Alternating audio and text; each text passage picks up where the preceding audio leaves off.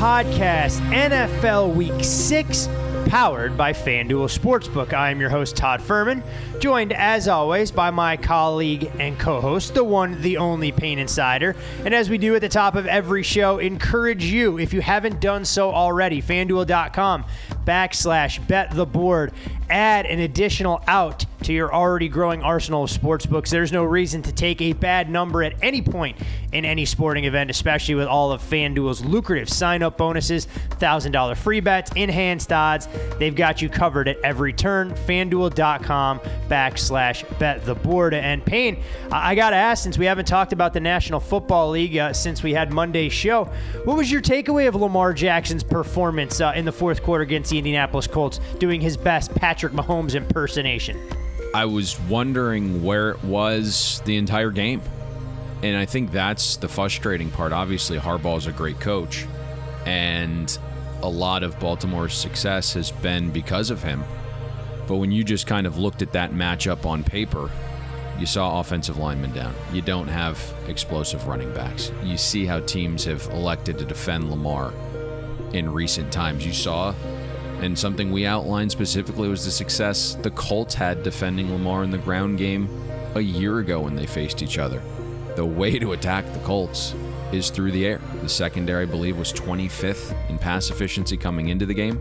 There was matchup problems for that secondary against some of the weapons that Baltimore had. We talked about the maturation of Hollywood Brown and how he's taken the next step as a receiver, and then Mark Andrews went absolutely ham.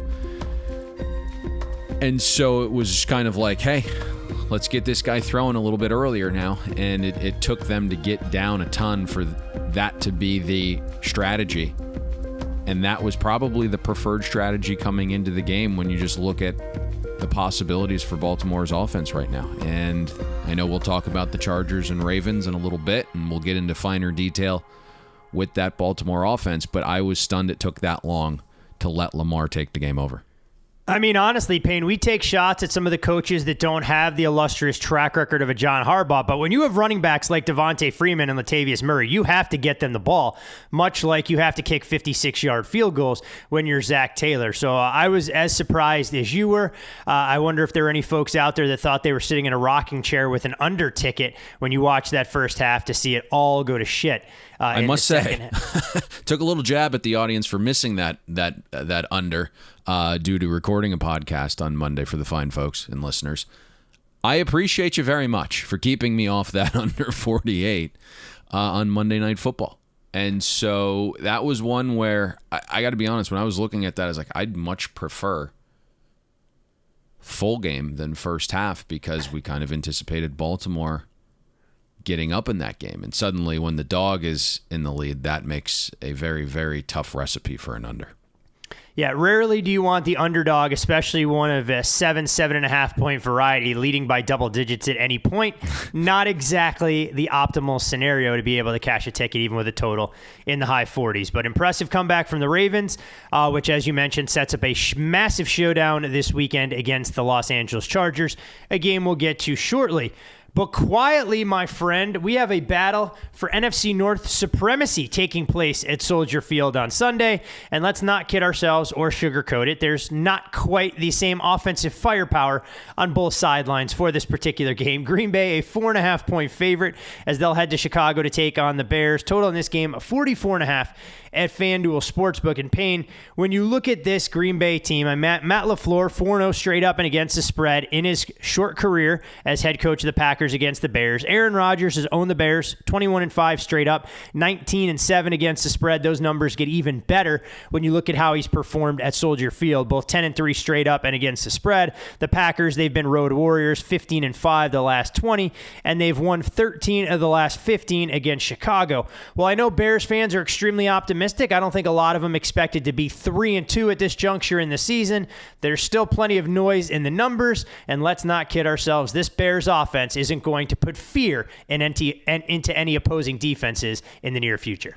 When you presented this as a game that we were going to be discussing, it was good that this was a battle for first place, because over the years you've kind of got me to talk about the Chicago Bears probably more than we should, and I'm thinking it's your buddies back home that lace your pockets with money to get me to talk about these games. No, it's the fact that if we look at some of the 6-year demographic stats that we keep a very tight watch on, Chicago is actually the number one market where our listeners hail from. So when you have a chance to talk about the Bears, and it doesn't happen often, we have to cater to our audience for all those Bear fans that have circulated our content despite the countless jabs that we've taken at Matt Nagy and company over the seasons.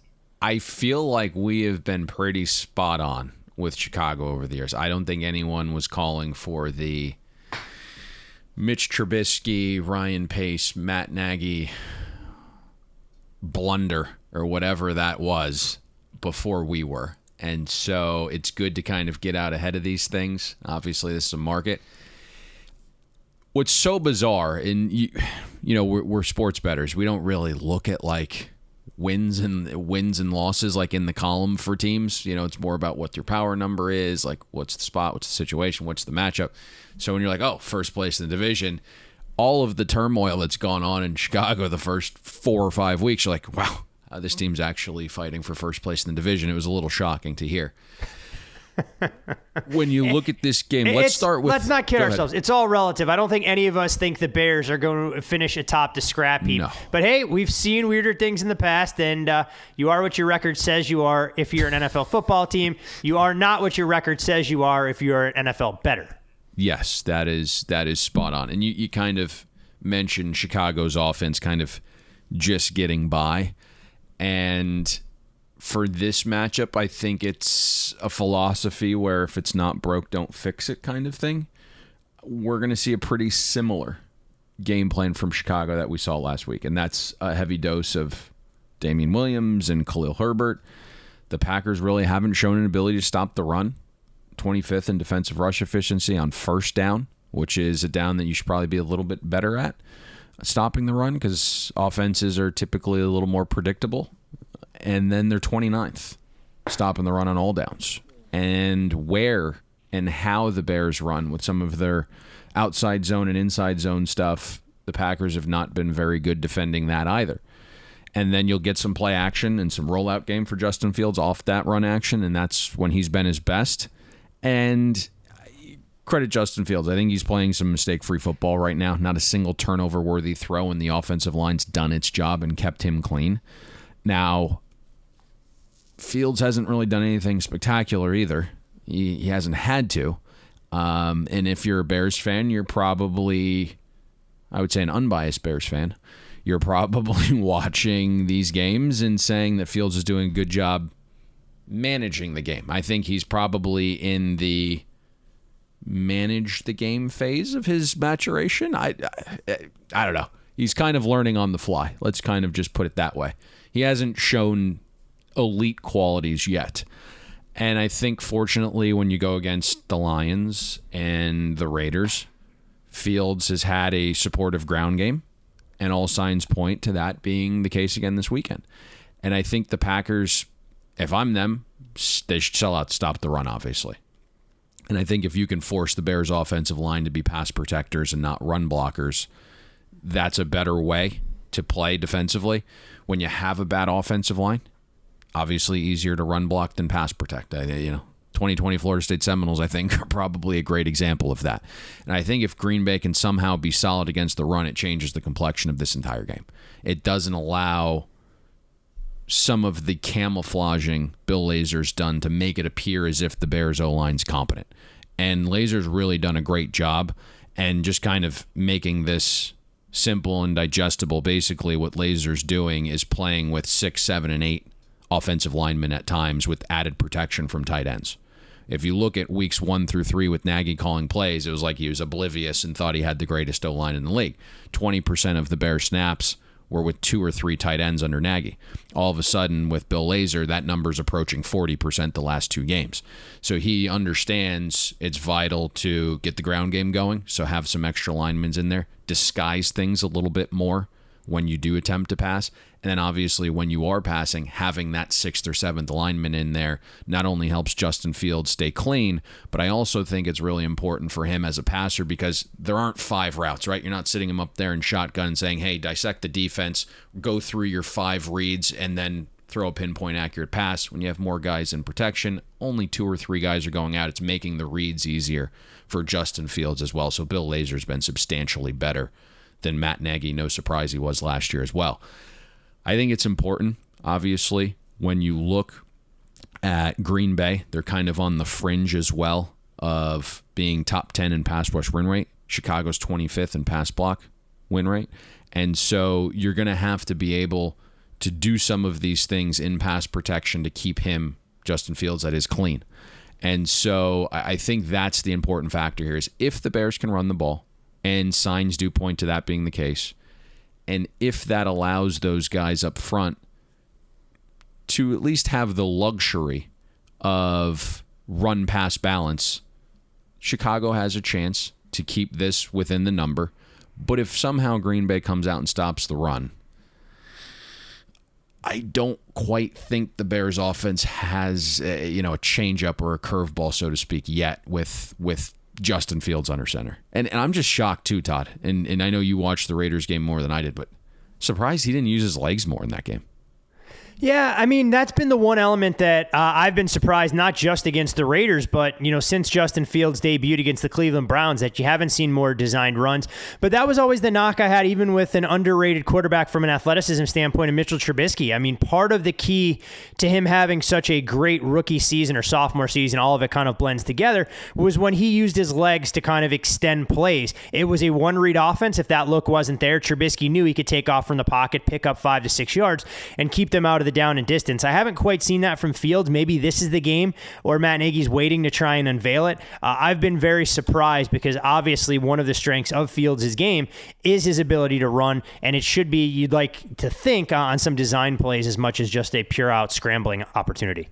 And it doesn't even need to be specifically a design run. On some of these rollouts, that becomes option 2, right? We have the tight end streaking across. We have the intermediate route coming behind the linebacker and in front of the safety. And if neither of those things are there, then option B is Justin Fields just taking off with his legs. And so we haven't really seen that element of it, not just necessarily on like a designed RPO or a designed, shotgun draw. None of that. It's been a little bit bizarre from that spectrum. No, I know when you look at this Bears team, a lot of people are more optimistic about what the Bears bring to the table on the defensive side of the ball. They saw them stymie the Raiders, but as we've come to find out, probably some ancillary storylines that contributed to the Raiders' lethargic effort Sunday afternoon, to say the least. The Bears this season, Payne, lead the NFL in sacks with 18 and are holding teams to just 20 points per game, 7th fewest in the NFL. We've seen Robert Quinn and Khalil Mack become the only teammates to each have 4.5 sacks in the season. But I'm not quite sure the Bears are nearly as good as some of those pressure numbers indicate. When you look at the passer rating allowed, they're middle of the pack. Yards per attempt is 23rd, and they haven't taken on a murderer's row of opposing quarterbacks. Enter the Green Bay Packers, and Aaron Rodgers, to use Pedro Martinez's term, has really been the Chicago Bears' daddy at Soldier Field and throughout this rivalry, as long as he's been the man under center for Green Bay. Do the Bears have to go about trying to make this Packers team one-dimensional, or quite frankly, do they have enough to slow down this Green Bay passing game if it starts running downhill, knowing that Davante Adams, even with his target share, has been an unstoppable force against every opponent thus far? I've actually been really impressed so far with the Bears defense and specifically their coordinator, Sean Desai. We thought the Bears defense got a little older and certainly a lot staler schematically under Chuck Pagano. I wasn't sure about the corner situation past Jalen Johnson.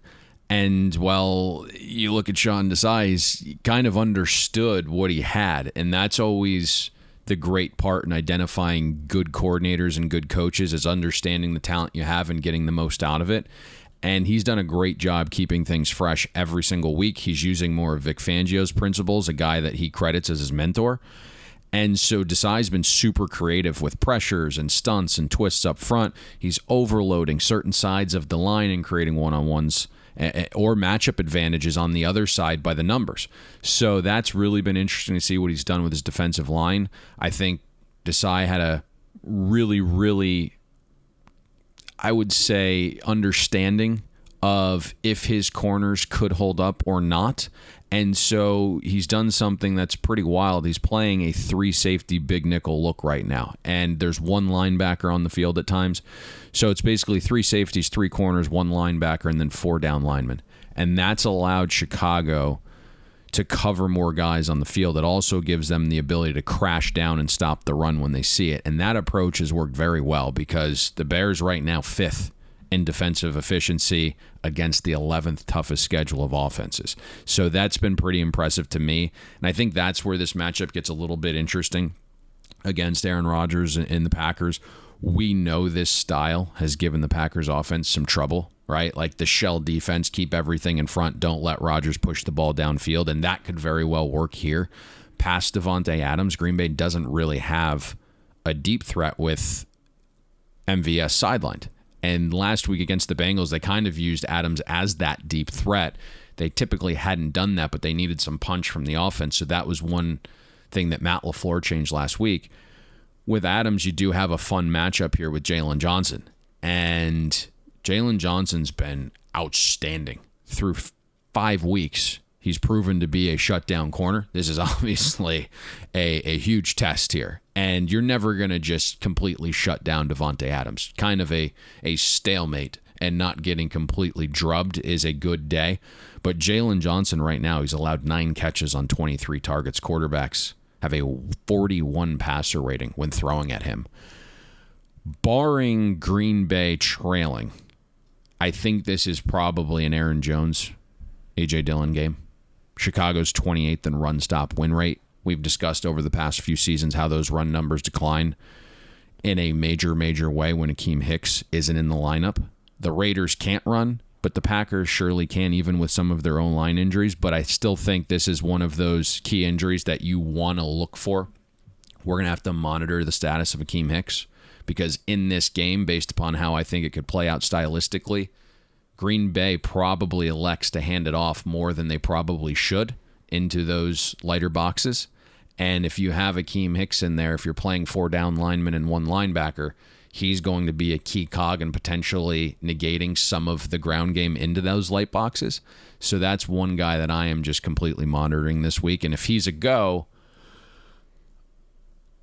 I think it changes potentially the dynamic of the Packers offense.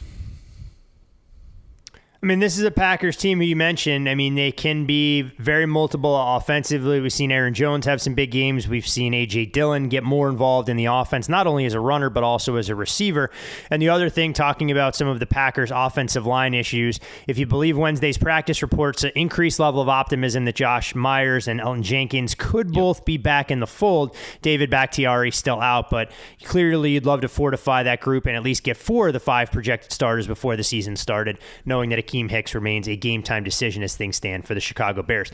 Last but not least, Payne, on the side and total in this game, we haven't seen much movement in terms of the number. It appears, though, we've seen a small dabbling of a little bit of under money in the market, down from that key number of 45 into 44.5.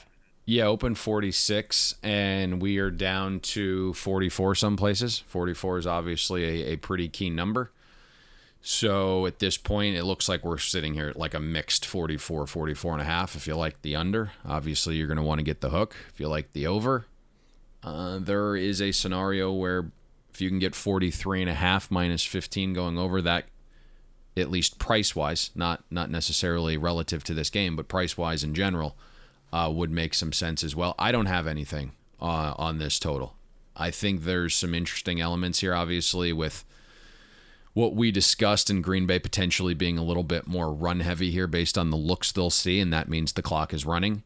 We have seen Chicago try to slow the game down a little bit and enhance some variance, and that probably is an approach that they would use here if it is in a neutral state.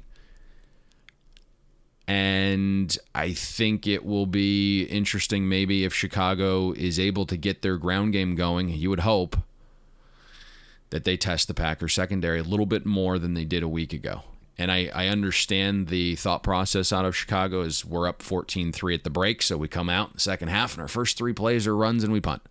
And it was don't make a mistake. but that was a Raiders secondary that was a little bit beaten and banged up with Trayvon Mullen out, and Casey Hayward was banged up, and I want to see them take some deep shots off this run game.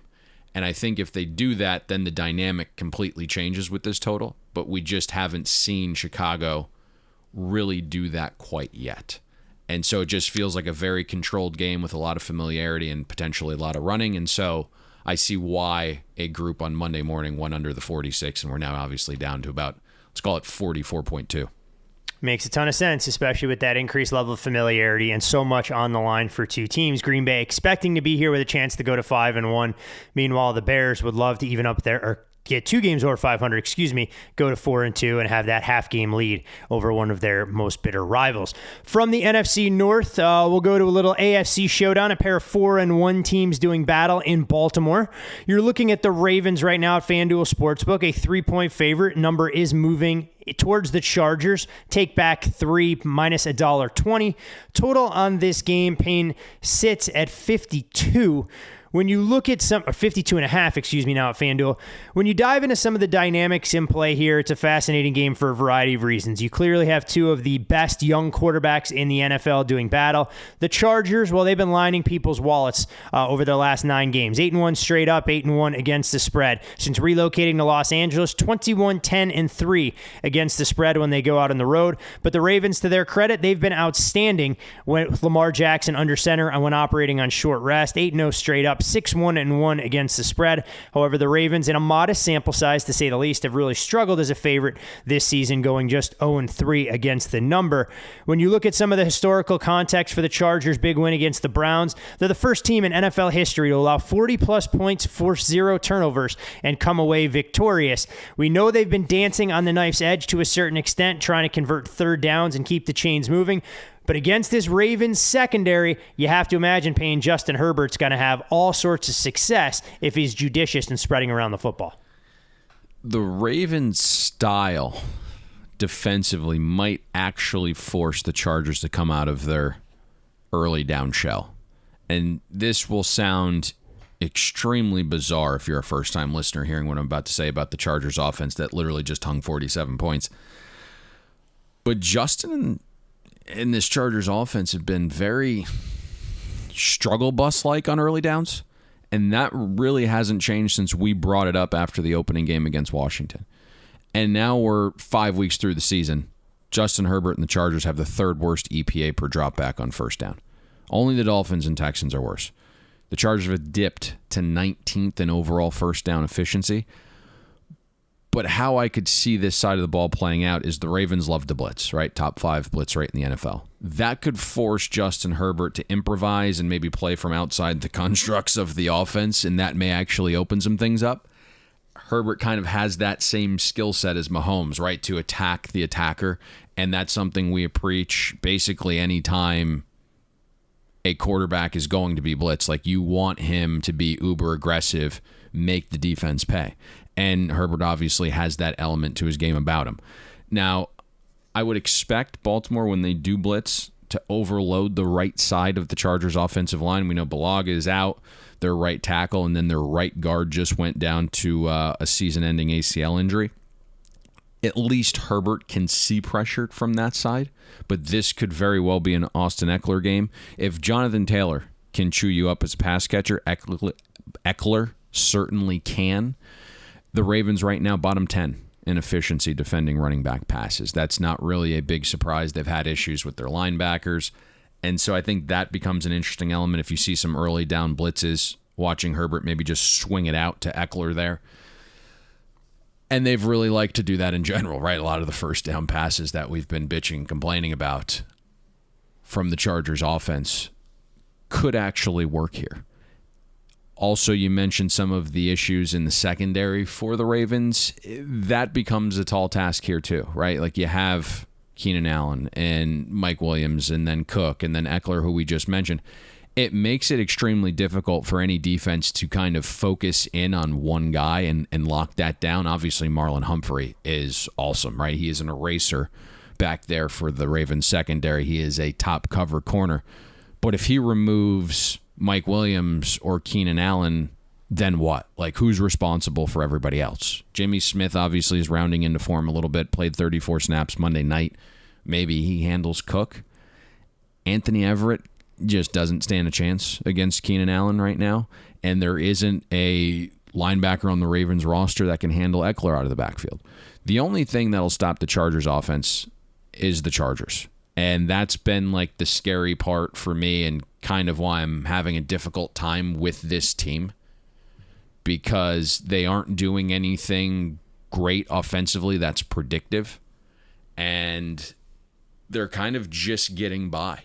You know, again, first 3 quarters against the Browns defense, not very good.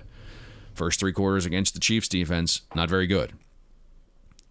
First 3 quarters, basically any time in the Washington game against a Washington defense we don't think is any good anymore, apparently.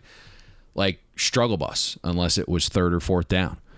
But it's just a team that I'm really, really struggling with.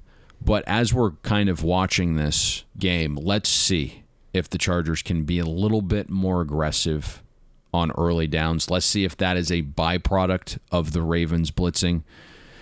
Because if the Chargers aren't more aggressive on early downs here, Baltimore may actually have that kryptonite on 3rd and 4th down. You kind of hinted that, you know, the Chargers have been living this charmed life, and the Ravens right now 4th in defensive efficiency on 3rd and 4th down. I mean, they've done an outstanding job. You've talked about it at great lengths. I mean, we hammered it home week 1. You mentioned the Washington football team where the Chargers go 14 of 19 on 3rd down, and you said before we're going to praise them for extending drives, good football teams shouldn't be in that many 3rd down situations, and we've seen there hasn't been a whole lot of change. I know Brandon Staley has been lauded amongst media circles and some of the analytics folks for his willingness to go for it on 4th down, and it's paid dividends, but the key to not needing to do that is picking it up on 1st, 2nd, and 3rd down, so you're not put in that kind of spot. You mentioned Mike Williams. He's been outstanding, clearly putting up career numbers, a wide receiver that was acclaimed to be a difference maker. We just hadn't seen it during his career until he's amid this breakout performance alongside Keenan Allen. When you look at the other side of the ball, Payne, the Chargers have really struggled, and that may not even be a strong enough term, defending the run. They're allowing a league high 5.6 yards per carry. They gave up 230 rushing yards to the Browns last Sunday, and they've now given up 180-plus rushing yards in 3 games already this season. No other team has had that distinction twice. If you believe in signs of the cosmos and everything else, the last team to do this, the Kansas City Chiefs in 2019, they went on to win the Super Bowl. I'm not saying the Chargers are built from this same ilk by any stretch of the imagination, but if you're Baltimore now and you've displayed the high-flying passing attack against the Indianapolis Colts on Monday night, you should be healthier in the receiving core with Miles Boykin coming back, if we see Rashad Bateman make his debut, and a ground game that really has lacked some burst. You know, how are you going about attacking this Chargers defensive front? I think the question we had last week when we dove into Browns-Chargers was if Brandon Staley would change his philosophy and load more guys into the box to defend Cleveland's ground game. He didn't. And the Browns went for like 6.6 a carry, 57% of runs grade successful, 40% of those Browns runs either a 1st down or touchdown at 5 explosives. Brandon Staley isn't changing for anyone, it doesn't appear. He's only played with 8+ defenders in the box on 9% of defensive snaps. That's 15% below the league average. And I bring that up because I would assume against Lamar and Baltimore's ground game, we're not going to see a ton of loaded boxes from the Chargers. I would guess we get something that looks more like how the Broncos and Vic Fangio defended Baltimore. And right now, the way the Ravens are running it, there's really no reason to load the box. Teams are crashing down at the mesh point, and they're forcing Lamar to hand it off to Latavius Murray and Freeman. Defenses are okay with a run up the middle from a plotting back rather than Lamar using his speed to get to the edge. And defenses think they can handle Baltimore's offensive line that's effectively down 3.5 starters. Ronnie Stanley's out. Ben Cleveland's out. Tyree Phillips is out. And then you have 33-year-old Alejandro Villanueva basically playing at less than 100%, and he's playing out of position. All told, Baltimore's 25th in adjusted line yards offensively. Defenses are not afraid of being mauled in the trenches like they were in 2019. And the philosophy of going with more speed on defense against Lamar and the Ravens offense. That's kind of been the recipe. And the Chargers already play with 5 defensive backs. And you have a guy like Derwin James. That is an absolute luxury in a game like this because he can crash down in the box and thump your running back. He's fast enough to contain Lamar, relatively speaking, to the outside. And if you need him, he can erase Mark Andrews in coverage. And so having a versatile chess piece like that in a game like this is massive. And I want to say, this is kind of something that's been on my mind a little bit, and it's a good time to discuss it now when we're breaking down Ravens offense. I want to say it was like 2 years ago, heading into the 2019 season when we did the AFC North division preview. I said something to the effect of, there's going to be a race in Baltimore. Does Lamar improve as a passer before defenses figure out how to stop the ground game? And oddly, both have come true. Lamar's completion percentage above expectation and EPA per dropback are both career bests. He's throwing more. They're letting him throw more. But defenses have also figured out how to slow down the Ravens' ground game. And it obviously helps, right, when the offensive line and the running backs are basically decimated by injury. But despite the decrease in Lamar's efficiency as a runner, and you can look at just about any metric, right? EPA per rush, success rate, yards per carry, they've all declined for Lamar since that 2019 season. But Lamar's improved so much as a passer that the Ravens still have a top 10 offense. And so I'm sure Baltimore will have some mild success running into the light boxes that the Chargers are going to throw at them. But I think it comes down to Lamar being able to do a little bit of what he did Monday night, right? Like the difference is, again, like Indy's defense is 30th in pass efficiency right now, and the Chargers are hovering around the top 10. So a far more difficult pass defense. But Lamar will need Mark Andrews to win against Derwin. He's going to need Hollywood Brown to be a little bit more consistent and win against Asante Samuel. It would be nice, as you kind of mentioned there, right? Getting that third weapon back in Rashad Bateman if he's ready to roll this week for Lamar. That may give Baltimore, I think, some added firepower and what looks like could be another shootout here. But I think you aren't going to be able to rely completely on the ground game until the offensive line gets a little bit healthier, until you maybe throw Tyson Williams in there and actually have an explosive back where defenses feel threatened. Until those things happen, you're just going to get ends crashing down and forcing Lamar to hand it off. And so the ground game can only be so efficient when you have Latavius Murray and Freeman. It's going to come down to Lamar Jackson being able to throw the ball here. We've seen this game, Payne, from a side and total perspective, obviously take money. The underdog attracting some attention in the betting markets below that key number of 3 at a lot of shops. We've also seen the total, albeit one that was posted before Monday Night Football, at 48, get bet over substantially through a couple of key numbers out to 52. Fair or foul in terms of the way the market is moving in favor of the Chargers and points aplenty. So what we've seen in this game, and there's been nothing substantial to this point. What we have seen is, you mentioned the Chargers. They tend to have some value when they hit the highway because of how poor they play at home. And they have performed excellently against the spread. But what we saw is some value bets from pros at 3. And now there's an anticipation of just a wave of public money coming in on the Chargers. Because to the public, the Chargers can do no wrong. Justin Herbert is fantastic. The offense is absolutely humming, right? So there was a value bet on the Chargers at 3. We'll see if that ultimately ends up being the pro side. But there's also an anticipation of where money is going to come in on this weekend. It's certainly going to be on the Chargers from the public side. In terms of the total, we actually saw this open above the key of 51, right? It reopened after the Ravens Monday night game at 51.5. So there hasn't been that much of a move compared to the reopen price. And so it'll be interesting to see where that trends from here, if it'll continue to go up or if it kind of just hangs out in this, I don't want to call it a dead area, but in this 52 range, which if you were willing to go over 51.5, 52 certainly wouldn't be the dead end or stop sign for you if you did like the over.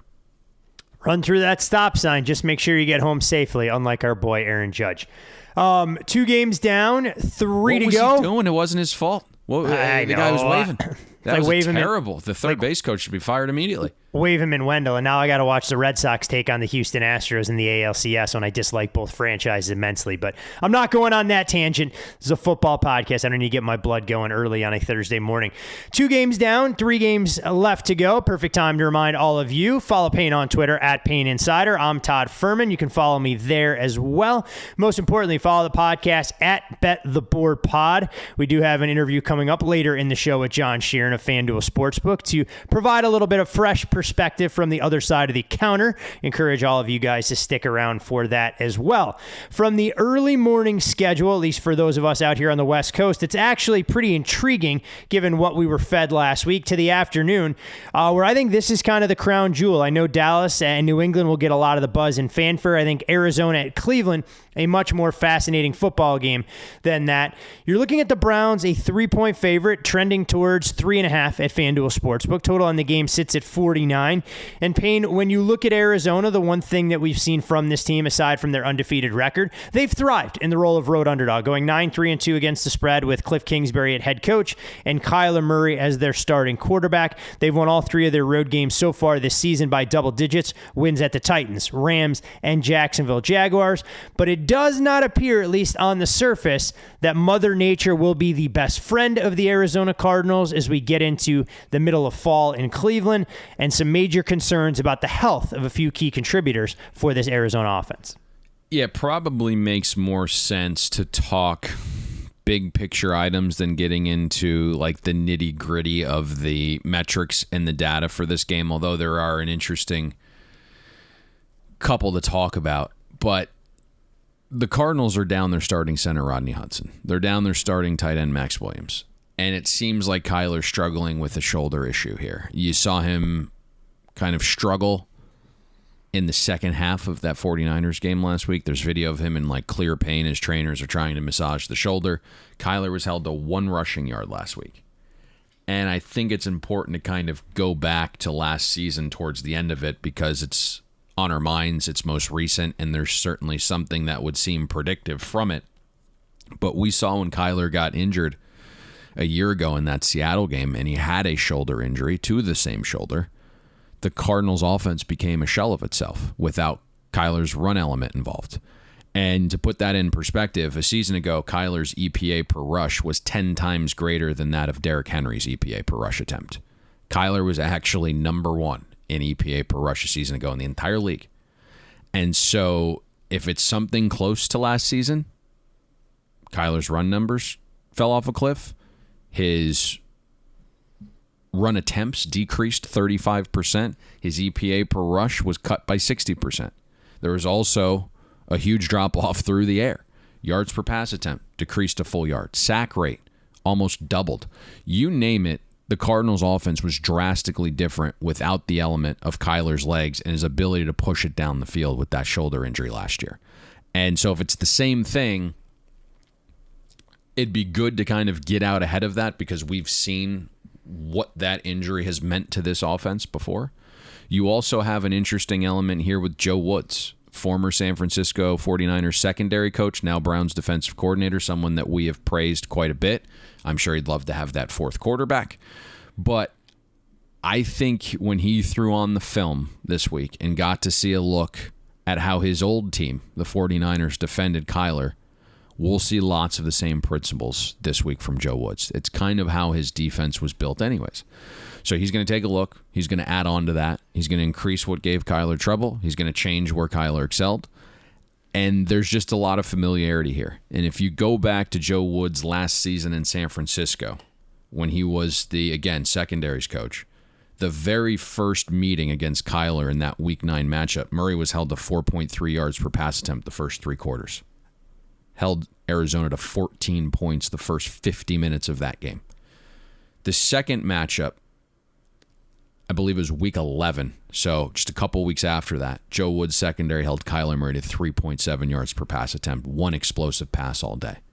The Browns' defense is clearly better than what it showed last week, and quite frankly, they weren't bad for the first 3 quarters last week, Todd. No, things got a little squirrely in the fourth as injuries continued to mount. And when you talk about Cleveland on the defensive side, knowing Joe Woods, and you outlined a perfect case for why he's got the recipe, theoretically, you'd think, to slow down Kyler. How worried should the Browns be about that list, that injury list? And I'd rattle off all the names, but I don't want to be here for the next 2.5 hours. It was interesting because both teams, ton of injuries. I believe there were 16 guys on the injury report from both sides of this game. And listening to Kevin Stefanski, we saw Denzel Ward return to practice yesterday. There were 3 key cogs that returned, along with Jedrick Wills. And what Stefanski said was, all are potentially available. We haven't marked anybody out for this upcoming game. And obviously, Jadeveon Clowney was missed last week. We saw Cleveland generate their lowest pressure rate of the entire season a week ago. And so having Jadeveon Clowney back will be a huge get back, especially when we're talking about a Kyler that might not be as much of a willing runner. And as I alluded to, right, his sack percentage almost doubled last year when he wasn't running as much. And you're looking at this season's numbers. Kyler's completion percentage drops 22% when he's under pressure. So getting a guy like Jadeveon Clowney back would be huge. Newsome also returned to practice this week. So I think the injury report, especially on a Wednesday, is something that you kind of take with a grain of salt, especially when you were just in a battle out west and had to travel back across the country. I think Wednesday is a real big maintenance day. I think today's the day we really want to keep focused on that Browns injury report. Yeah, you mentioned it. I mean, the defensive backfield, I mean, they were moving guys all over the place. I mean, MJ Stewart, a backup safety, was forced into playing defensive back in the game against the Chargers, and it helps explain why Mike Williams is wearing his camouflage jersey blending into the turf, having about 72 yards of separation on a couple of Justin Herbert rollouts for big plays over the top. On the other side of the ball, Payne, we know that Cleveland, their bread is buttered with the ground game, and Nick Chubb has been outstanding in the early going. When you look at what Chubb has been able to accomplish, more than 4,000 rushing yards, averaging 5.3 yards per rush in his career, can become the first player in NFL history with 4,000 rushing yards and 5+ yards per carry through his first 50 career games. Thankfully for Chubb, he doesn't have to carry the full load. Kareem Hunt is arguably 1B to what Cleveland wants to do, establishing the ground game. Baker Mayfield, you know, he was good last weekend as well, and it was great to see David Njoku getting involved in the offense. Clearly, Cleveland has to showcase a few other weapons until they're able to get Jarvis Landry back from an MCL sprain. But you look at Arizona, and the one weakness for this team, and we kind of outlined it going into the 49ers game, was their inability to stop the run. They'd been gashed, routinely giving up more than 5 yards per carry, and for a team whose pass rush is perceived to be the strength, they could have a major potential blow if Chandler Jones is not available to pin his ears back and come after the quarterback. I think anytime you're digging into a Browns game, the first 2 things you have to ask are simple. Do the Browns have an advantage with their ground game? And will the opponent be able to get pressure on Baker Mayfield? And for Arizona Cardinals defense, which I think started the season playing better than their projections by a substantial margin, the answer is actually no to both those questions. And so I think this is a unit that does regress. We've pegged them for regression. Let's see if it ultimately comes to fruition. But Arizona right now, 28th in rushing success rate defense. Over 57% of runs have graded successful. They've struggled with outside zone runs, which Stefanski is known for running. And then the second big question, can the Cardinals pressure Baker Mayfield? And I think that's important because we've chronicled Baker Mayfield's issues over the years when he's under pressure. And those issues are prevalent again through 5 weeks this season. He's basically has a passer rating 75 points lower when he's pressured this season versus when he's kept clean. Well, you're looking at a Cardinals defense 24th in pressure rate. And as you alluded to, far and away, their best pass rusher in Chandler Jones is not expected to play. So the 2 big questions, the 2 things that truly matter in this game, I think get answered in a big way. And on paper, both trend towards the Browns' favor here. You also have a surprise return to practice early in the week from Jedrick Wills. So it's very possible they get their left tackle back, or their right tackle, right, their left tackle. And so that would be a huge get back. And the other thing that you mentioned that I kind of forgot to address on the other side of the ball, but worth breaking down here, and not necessarily breaking down, but discussing, speaking generally, you have to factor in the West Coast Dome team traveling to the Midwest, playing an outdoor game where it looks like there's going to be 19 mile per hour steady winds, gusts close to 30, and the possibility of rain. Now, the forecast has changed, right? That's kind of what weather does. Great job, by the way. You just need to be right like 30% of the time. It looked like it was. You know what? If you're right 30% of the time as a Major League Baseball hitter, though, you get a chance to go to Cooperstown as well. So those two professions share a lot of similarities, albeit a slightly different level of athleticism that it takes to find jobs in those two very disparate fields. Yes. So what we have kind of seen so far is early in the week, as we were projecting ahead, it looked like there might be a little bit more rain. Yesterday, it looked like there might be a little bit more rain. This morning, when I looked, not as much rain in the forecast, but obviously the wind is what matters most. And again, if you have a Kyler Murray that's not able to push the ball down the field as much, throwing into, a 29 mile per hour gust, certainly the advantage would lie with the offense that's able to run the ball a little bit better. And that would certainly be the Cleveland Browns. Yeah, it's always a fascinating dynamic as well when you get these two quarterbacks to get together. We know about their ties to the University of Oklahoma, both as Heisman Trophy winners, and of course Baker Mayfield being a walk-on for Cliff Kingsbury at Texas Tech before he ends up taking his talents to Norman. So while players won't come out and say a lot of things, you do have to imagine that Baker sees this as an opportunity always to go out there and showcase his skill sets. Yes. Against two individuals that he's had a track record with in the past. Should be one of the better games to watch on Sunday afternoon for sure. When we look at the Sunday night football game, Payne, Seahawks and Steelers, of course, this game loses a lot of its luster with Russell Wilson expected to miss some significant time with a finger injury. The first time that Russ will not be a starting quarterback for the Seattle Seahawks since 2011. When you look at some of these numbers, and it's tough to put in perspective. The last time another quarterback started for Seattle, it was Tavares Jackson back in 2011. Not sure what Tavares is up to now, but if he's a listener of the podcast, I want to thank him for his continued support. Geno Smith, he makes his first start since week 13 of the 2017 season when he was a member of the New York Football Giants. Interestingly enough, limited sample size, fun to talk about, absolutely irrelevant for the handicap. Geno Smith is 4-0 against the spread in his career when he starts in prime time, 1-3 straight up. Not so irrelevant if there's a team that struggles with a target on their back greater than the Pittsburgh Steelers. I'm not quite sure who it is. I mean, this is a team notorious for losing games they're not expected to as a favorite. And the one thing we've seen from Pete Carroll since he took over as head coach of Seattle, his teams have shown a ton of resilience. 44-18 straight up after a loss, 38-21-3 against the spread in those games. Of course, Seattle comes into this one on extended rest on top of that. Let's not sugarcoat it. I mean, the biggest storyline here. You don't sound excited about this game, Todd. I just don't think, it's Geno Smith against the Steelers defense. It's not quite a, irresistible force against an immovable object, but you have extra time to prepare. Will the Seahawks be able to take advantage of a Steelers defense that's good, but one that hasn't been able to generate a ton of pressure? This will probably surprise some people, but I would come out with a game plan that features Geno Smith throwing the ball. And I think there's the possibility that he actually plays within the confines of Shane Waldron's offense a little bit better than Russell Wilson, who's constantly hunting the deep ball. Now, I'm not saying production-wise. I just think when you look at sitting in shotgun, delivering the ball, that Geno might be a little bit better, at least operating the offense from that perspective. I think he's going to get the ball out quicker. I think he's going to avoid the pressure a little bit more, which is certainly a factor in this game when you're talking about the Steelers' pass rush versus an offensive line of the Seattle Seahawks. I think when I look at this, and I know we don't want to spend a ton of time with this game, but your hope is that the return of Chris Carson doesn't have Seattle attempt to run it into a Steelers defense that's sixth in rush efficiency, as opposed to attacking a Steelers secondary that's 24th in defensive pass efficiency. And so right off the bat, you would hope that you are devising things on first down, on early downs, to allow Geno Smith to attack the weakness of this Steeler defense. And you're doing it on a down where a defense has to game plan and prepare and defend both run and pass. And so breaking tendency here is going to help Geno Smith.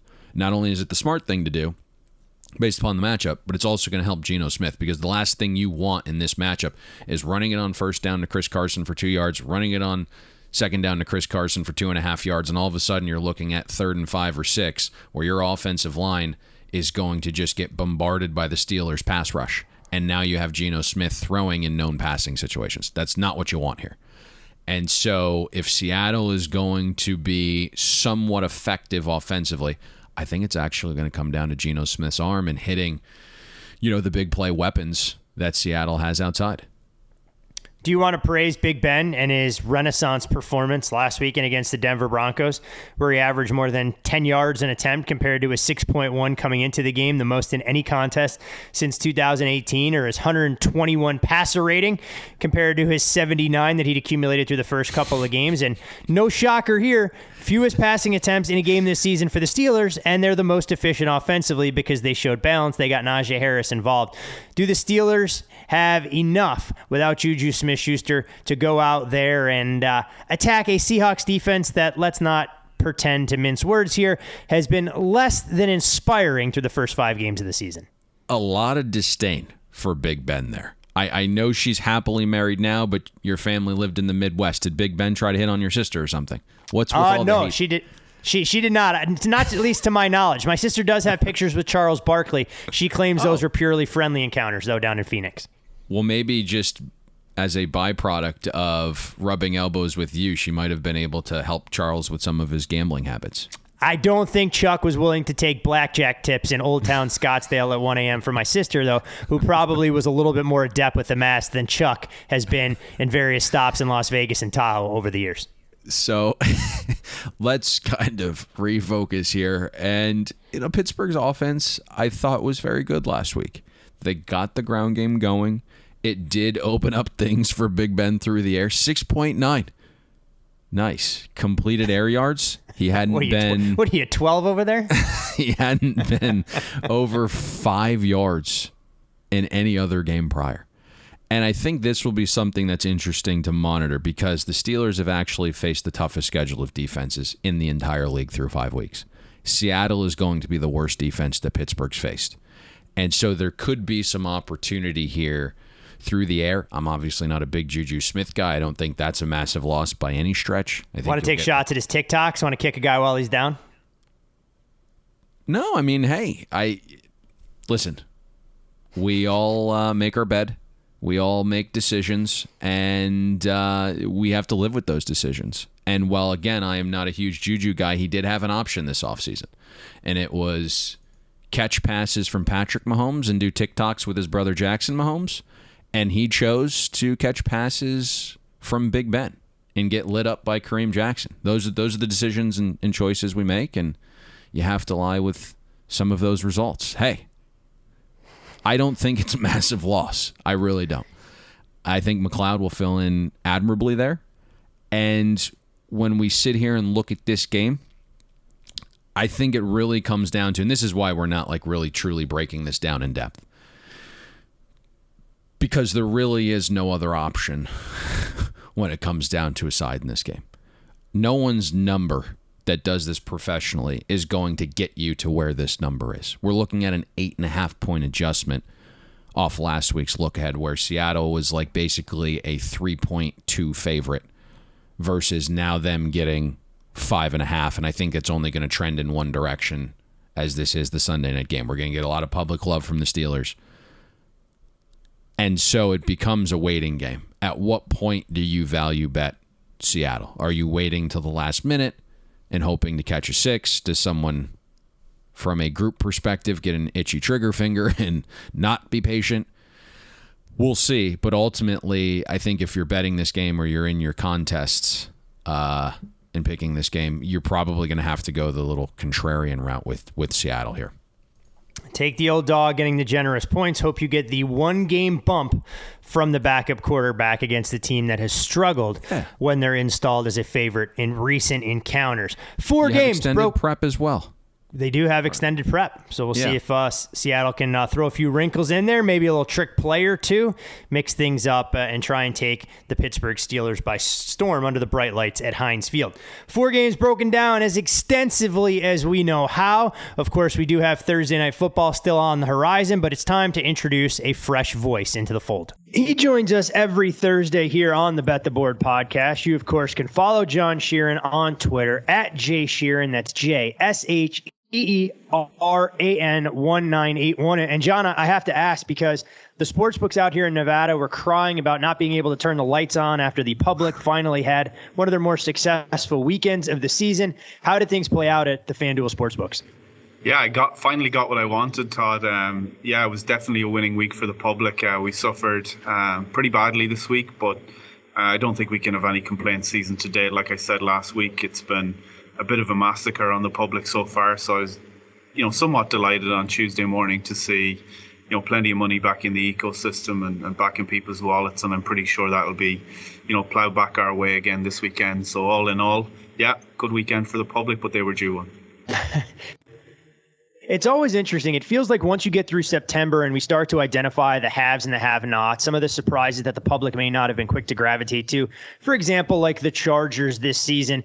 And then you almost go through that transition period during the month of October where books don't want to overhaul their power numbers, but suddenly teams like the Chiefs aren't living up to expectations and other teams have burst onto the scenes. Do you feel like we kind of go through the ebbs and flows once you get to that quarter pole before everybody truly identifies, hey, look, here are the teams that the public's going to bet on every week, and here are the teams the public's going to bet against regardless of what that number is? Yeah, I mean, we spoke about it multiple times before, Todd. I think, the public tend to bet good to bad in that order. The good teams are more heavily bet, and I think the numbers to most of the public don't necessarily really mean that much. Obviously, I think it's just the way that it is. And I think you're right. I think after you get through, 6 weeks in particular, I think things start to bed down. People get a better feel for where the teams are. I was really surprised last week for the first time ever to see all of the public desert the Kansas City Chiefs. And of course, they were rewarded with an excellent performance from Buffalo. But that's the first time that anybody has meaningfully deserted the Chiefs. It's the first time we've ever been able to cheer them on since I've been here, at least. And it's interesting, and I think your point is valid, and that's the main reason why people have seen how susceptible their defense is, particularly to the pass, and they were put to the sword nicely last week.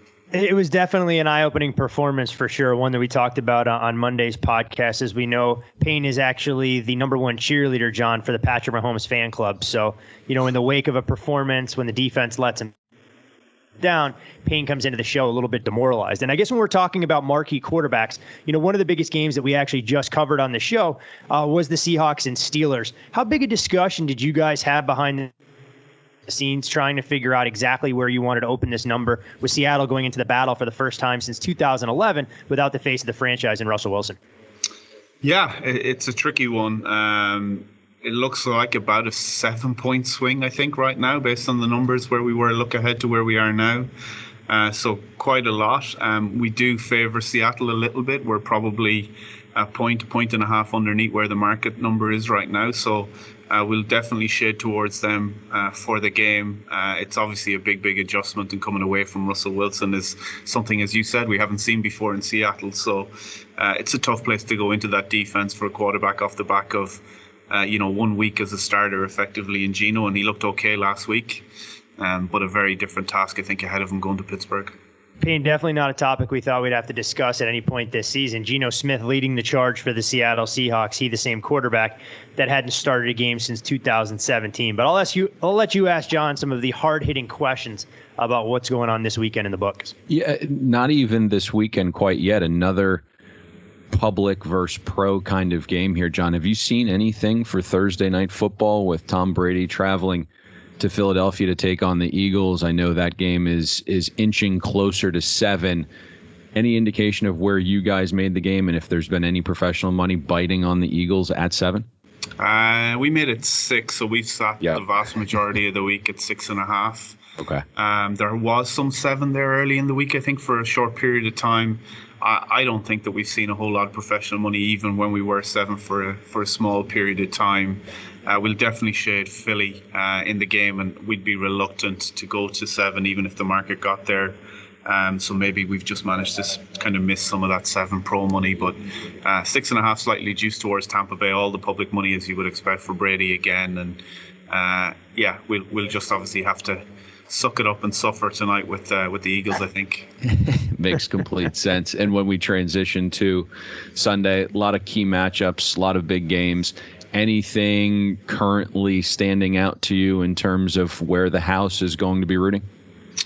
Yeah, I think the obvious ones. I think the Arizona-Cleveland game is very, very interesting. Obviously, looks a really good matchup on paper, but the weather, potentially leaving Cleveland at a big advantage. We've seen the total drop from 52 to 49, and I think we're 49. The market's 49.5. Our number's actually a decent bit lower than that, even considering the weather. If that materialises, that total will drop even further. We've seen enough evidence of Cleveland and the wind and how difficult it is there last season. I think it heavily advantages the Browns as well in terms of the run game. So it doesn't surprise me to see that. We actually were 3.5 with the hooks. So we'll be aggressive in terms of moving towards the Browns. And then obviously you see Kyler pop up on the IR yesterday with his shoulder again. So I fully expect him to play, but clearly feeling something. So heavily favouring Cleveland there and also the under. In terms of pro money, I thought we saw some interesting money for the Giants yesterday, which I think was centred around Daniel Jones maybe trending more towards playing. I don't think this is the spot to put him back in. I would give him the week off. Raise the white flag against the Rams and look at it next week. So we don't think he'll play. I think that line will move back across 10, so we don't have as much respect for that money as we would have for the other bets. And the other bets that we've seen, Cincinnati again, obviously Detroit really banged up, they're playing hard, but that was a pretty solid bet at 3. Our number's actually 4, so we've moved heavily towards the Bengals in that game. And the other one I would offer is Minnesota. I think we saw every sharp better that we have all on the Vikings this week, moved them from a 1.5 point dog to, I think it's potentially even pick them, or maybe even slight favourites. I haven't looked this morning, but very, very respected people on the Vikings. The other big game that Todd and I broke down was Chargers-Ravens. Obviously, Lamar Jackson with a huge come-from-behind victory on Monday night over the Colts. That line opened 3, I believe, at FanDuel. Have you seen anything on that game? Not really. We are staying the bottom price on Baltimore. We made it 3.5, so definitely favouring Baltimore pretty aggressively in that game. I haven't seen what way the market's trended, to be honest with you. Yep. But we would have dodged any professional money on Baltimore given our position against the market on that game. Should it have come for Baltimore? And you might know more about that than I would. But yeah, we've seen a dip down this morning. A couple shops have gone to Baltimore minus 2.5, and I think Todd, you and I were kind of both hoping Baltimore didn't finish that comeback, and we might actually get a little value this week on the Ravens. It definitely ruined that spot. I mean, given the improbable comeback, Lamar Jackson looking like he's running the greatest show on turf, doing his best Kurt Warner impression in the fourth quarter against that undermanned Colts defense. I'm still not quite sure if that was more Baltimore's proficiency on the offensive side, Payne, or Indianapolis basically taking the peanut vendor and the guy slinging Bud Lights in the stands to try and go out there in the defensive backfield to slow down Marquise Brown and at least attempt to with Mark Andrews. Yeah, it was definitely a little bit different of a task this week when you look at the Chargers secondary versus what the Chargers will be presenting there in the back half of their defense. I think I'm all out of questions for John, unless, John, you have anything. You know what? This is the other interesting game that I do want to pick your brain on. Obviously, we saw some money come in on the Patriots yesterday at +4. Anything you guys saw come across your desk of substantial impact? No, not really. I think, like you said, we saw the same thing as you did. We made the game 3. So it didn't surprise us to see a little bit of money for New England. I don't know about that, though. Our numbers won't get us there, but Dallas have been so impressive offensively. I think they do enough on the back end against, Mac Jones and the Patriots. For me, it would be the Cowboys are nothing. But, I think we managed to dodge most of that money at 4 because we've been pretty much set at 3 all week. It is an interesting correlation there, Todd, right? When you see the Cowboys take at least a little early week money and then the game obviously go over the total from 48 out to 52, but yet the Patriots seem to be the true side there at 4. So I'm not quite sure of that correlation to Patriots and over, but it doesn't stun me. I think we will eventually see a wave of under money come in there on the Patriots. Yeah, a lot more optimism around this New England offense than you would have anticipated. As the game continues to get bet over, you think Dallas is equipped and built for the shootout, more so than the Patriots, who would love to establish Damian Harris and try and operate off of play action, not let Mac Jones sit in the pocket and sling it around, even in the wake of the impressive comeback against the Houston Texans. John, before we let you go, as I know you're a busy man this morning, when we talk about big picture for the National Football League, clearly the Chiefs have struggled. Have you guys found yourself needing to adjust adjust them down in the futures market at all? Or given how popular they are, a lot of the household names, you go, you know what, the hell with it. We're going to keep them very close to where they started the season in that 6-7-1 range. And we're going to wait till the wheels completely fall off before we offer up a little bit of bait on Kansas City. Yeah, I think it's a really good question. I wouldn't panic entirely yet. The Chiefs have obviously struggled massively, in particular on the defense and the pass defense. I think they're coming out almost joint worst in the league, which is obviously heavily concerning. But I don't think the Chiefs were ever built on a good defense, and we know that offense is far more predictable than defense anyway. So, I expect to see Kansas come out for the rest of the season and improve. We've seen Spagnuolo be able to, create defensive schemes in the big one-off games to get them over the line. Obviously relying heavily on the offense, but for that reason, I think we'll be slow to kind of really, throw the bin to the Kansas City Chiefs. We're plus 750 now. I think we were plus 550 at the start of the year. You could argue that's probably a little short, but like I said, a little early still for us to consign them to the dump. But obviously concerning, and if they can't seem to turn it around, Sorensen looks all over the place last week, and he was one of their better players last season defensively. So that's pretty worrying. So yeah, it's not far away from being bust, but not quite yet. It's the kind of information you're not going to get anywhere else in terms of breaking down your NFL card on a week in, week out basis, and just another reason why you should be tuning in here every Thursday for the Bet the Board podcast. You can follow John on Twitter at Sheeran. That's JSHEERAN 191. Trust me, he's more than happy to answer any questions you guys can pepper him with there if we weren't able to get to it with our weekly interview. John, can't thank you enough for your time. As always, best of luck this weekend, and we'll see if you guys can extract your pound of flesh from the betting public after they got the best of you guys in week 5. Thank you, guys. Man, Payne, I say it time and time again, John is truly the people's bookmaker. He roots for the betting public every single Sunday because he doesn't want the money to run out of the sports betting ecosystem faster than it needs to. Yeah, I think obviously we have a ton of new players entering the market as sports betting becomes a little bit more mainstream and popular. And we see listenership decline after the first 3 or 4 weeks, basically every season. And it's because guys burn their bankrolls. And we knew it was a really tough start to the season for the public. So it's nice to get a big win for the public and keep those guys in the market, keep them active, especially for us, keep them listening.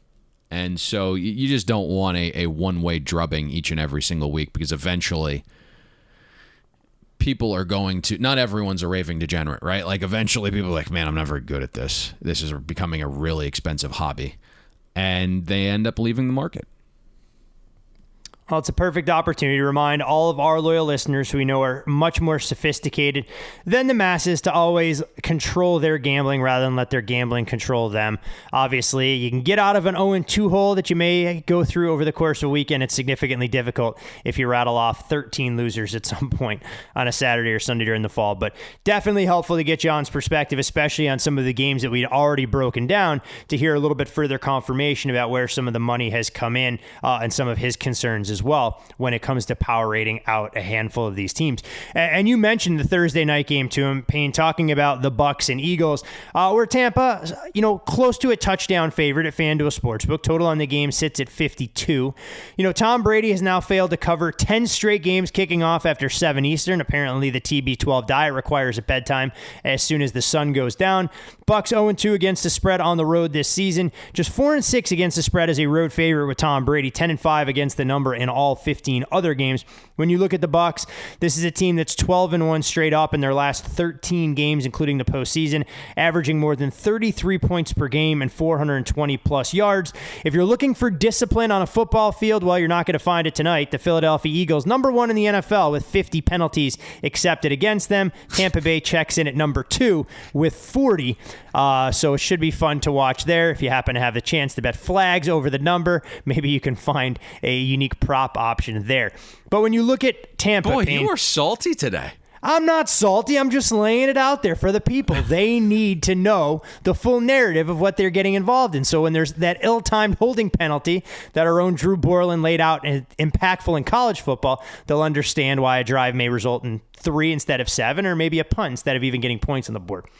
The Bucs. Their offense, they lead the NFL in dropback percentage, 73%, pass percentage, 70%, and passing attempts per game, more than 45. Tom Brady has hit the fountain of youth. He should have ample opportunity to go up against a Philadelphia defense that's been good but not great. We know they have one lockdown corner in Darius Slay, but the rest of that secondary leaves a lot to be desired. But I have to ask, when you're assessing Tampa offensively, should we be worried at all about the thumb injury that's been circulating regarding Tom Brady? I'm not sure. And at first blush, when this opened, at Bucs -7, I said, Eagles are going to make my card this week. Saw value in the number. We made it 6.1. And then as you alluded to, Tom Brady has a sore throwing thumb, whatever that's worth. And then obviously there's some contrarian elements to it in prime time that probably mean little to nothing, but mentally would help me push kind of over the goal line there, so to speak. And then I dug in a little bit. And Jonathan Gannon, the Eagles DC, runs zone coverage at the highest rate in the entire league. Starting corners, Darius Slay has played in zone coverage on 100% of his defensive snaps. Steven Nelson, the corner opposite, 100% of coverage snaps have come in zone. Anthony Harris, the safety that came over from Minnesota, 100% of his coverage snaps are in zone. It's a big old zone party, basically, for the Eagles. It's extremely difficult to give Tom Brady any trouble playing zone. He's too smart. He knows where the ball needs to go. He's willing to take what you give him. That's the entire premise of the Buccaneers offense. Like, they have no issues taking what you give them, that 5, 6, 7-yard pass into a wide open zone window. Oh, yeah. Like, they're going to take that. And Tom gets it out on time. He delivers it accurately. And that's why right now, Tampa, league high, 81% of their yards have come through the air this season. And I just don't think that's a philosophy that's going to give Tampa any troubles. And I don't think Philadelphia on a short week, who also had to travel back from Carolina, is changing who they are schematically 3 days leading up to tonight's game. The other element here is pressure. Over the years, we have seen natural pressure, specifically up the middle, is something that gives your defense at least a fighting chance against Tom Brady. That's really the Eagles' only hope tonight for getting stops. The Eagles are 4th right now in pass rush win rate, but as a team, they're just average in pressure rate. Now, it's good that Jonathan Gannon doesn't blitz because Tom Brady chews that alive. Gannon blitzes at the league's lowest rate, 12%. He's doing it again this year, 89% adjusted accuracy with a 127 passer rating against the blitz. So it's going to come down to Fletcher Cox and Javon Hargrave creating interior pressure on their own. That's what you paid them all the money for. For games like this. And if those guys can win the one-on-one matchups against Ryan Jensen, who has been upgraded, Ali Marpet, and Alex Kappa, then they might have a chance to get off the field occasionally. If that doesn't happen, Tampa may score virtually every drive. And you're going to need Javon Hargrave, who right now, number 1 among defensive tackles and pass rush win rate. He is going to have to win that matchup and be dominant all night long. And if he can do that, then the Eagles will get a couple stops. If he can dominate on the inside and get to Tom Brady and force him off his spot and force Brady to reset and then throw, the Eagles may have a chance defensively. If not, Tampa's going to score some points here tonight, Todd. A little bit of history. If Tom Brady can throw 4 touchdown passes under the bright lights, he'd be the first NFL quarterback to get to 600 for his career. He's tossed 11 touchdowns and no interceptions over his last 4 games. Had 5 touchdowns and 400 yards passing versus Miami last weekend. First time he's ever done that. Pretty impressive to be accomplishing all these feats in the twilight of his career that may end up going on until he's 55 or 60 years old, whenever Tom decides he's done taking snaps under center. If the Eagles' defense, Payne, cannot slow down the Tampa Bay Bucs, it begs the question, can their offense keep up? When you look at Tampa defensively, they've been extremely vulnerable to the pass, but they've made teams one-dimensional as a result. They're allowing just 45.8 rushing yards per game, the fewest in the NFL. But this team is nicked up on the defensive side of the ball. We knew about Sean Murphy, Bunting, and Carlton Davis being out for an extended period of time. Jamal Dean nowhere close, to 100%. Levante David also also out. Antoine Winfield added to the injured list. He won't be available today. Can the makeshift secondary headline, Jesus, Todd, get it together. Headline by Ross Cockrell and D. Delaney, slow down the likes of Jalen Reagor, Devontae Smith, because Kenneth Gainwell and Miles Sanders have to add value as pass catchers more so than running backs tonight. We've hit the week 6 lull. We're at like the quarter pole, and it's like we're here. Like this is football season. We have just spent every night basically sleeping 2 to 3 hours, and this is kind of the result sometimes. Last week I didn't know quarterbacks' names, so here we are. This happens. This is the grind. This is football season's grind.